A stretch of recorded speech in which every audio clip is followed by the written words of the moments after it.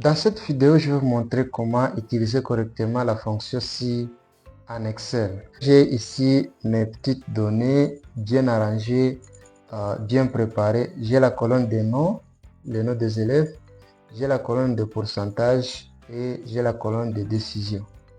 Maintenant, je vais décider sur le pourcentage des élèves. Tout celui qui a plus de 50, je vais afficher dans la décision qu'il a réussi.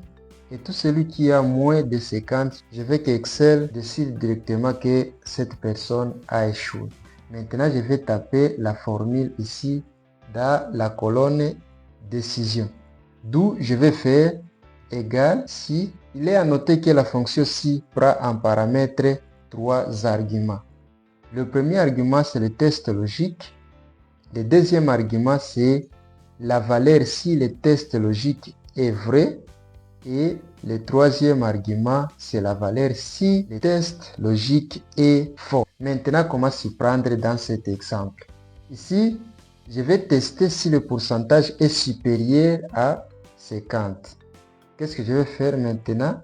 Je vais cliquer sur la cellule dans laquelle il y a le pourcentage. Maintenant, je vais dire supérieur ou égal à 50. Maintenant, si ce test est vrai, qu'est-ce qu'on va m'afficher? Le premier message, c'est-à-dire la valeur, si c'est vrai, je vais la mettre entre guillemets parce que c'est du texte que je vais afficher. Je vais seulement dire a réussi. Et puis, si ce n'est pas vrai, je vais aussi afficher que l'élève a échoué. Voilà. Si vous regardez très bien, je viens de réaliser les trois arguments. Donc, le premier argument est là. Les tests, je vais d'abord vérifier si D3 est supérieur ou égal à 50. Et si c'est supérieur ou égal à 50, on m'affiche l'élève a réussi. Et si ce n'est pas vrai, on va afficher a échoué. Quand je vais maintenant valider en appuyant sur Entrée, donc comme vous pouvez le voir, on écrit directement a réussi parce que 56 est supérieur ou égal à 50. Je vais étendre la formule. Et waouh, comme vous pouvez le voir, 45 a échoué parce que 45 n'est pas supérieur ou égal à 50. 70 c'est a réussi parce que 73 est supérieur ou égal à 50. 82 a réussi et 23 a échoué. Imaginez maintenant s'il y a plusieurs sorties sur la même donnée. Disons par exemple, celui qui a eu de 50 à 60, on doit afficher satisfaction. Celui qui a de 70 à 80, on affiche distinction. Celui qui a 80 plus, excellent. Et celui qui a de 40 à 50, c'est ajourné. Et puis, celui qui a moins de 40, assimilé aux ajournés. Qu'est-ce qu'on doit faire maintenant? Parce que, comme vous l'avez attendu, il faut qu'il y ait maintenant plusieurs conditions, soit plusieurs tests logiques. Qu'est-ce qu'il faut faire? C'est très simple aussi. On va commencer maintenant petit à petit. D'où on commence toujours par les signes d'égalité parce que la formule commence par les signes d'égalité. Donc on va faire égal si. Maintenant on prend le premier test. On va tester si D3 est inférieur à 40. Le message affiché c'est assimilé aux ajournés AA. Maintenant, si ce n'est pas vrai, comme il y a encore d'autres tests, qu'est-ce qu'il faut faire? On va mettre encore si. Si quoi? Si D3 inférieur à 50.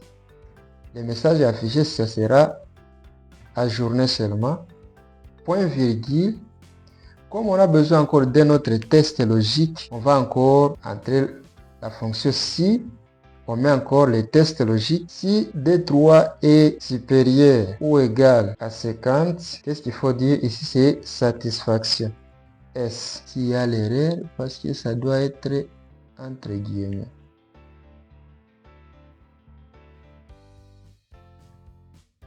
Voilà, là c'est bon. On va encore tester.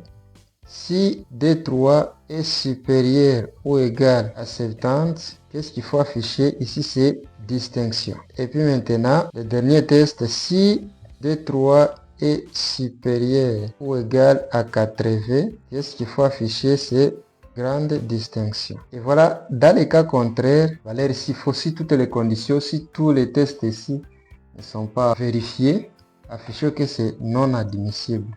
NA. Maintenant, à la fin, il faut être très vigilant parce que nous avons ouvert plusieurs parenthèses et nous devons nous rassurer que nous les avons toutes fermées. Et voilà, je viens de terminer. Quand je vais maintenant valider en appuyant sur la touche Entrée, qu'on va exécuter, et wow, comme vous pouvez le voir, ici, on dit que c'est la satisfaction parce que 56 se trouve entre 50 et 60.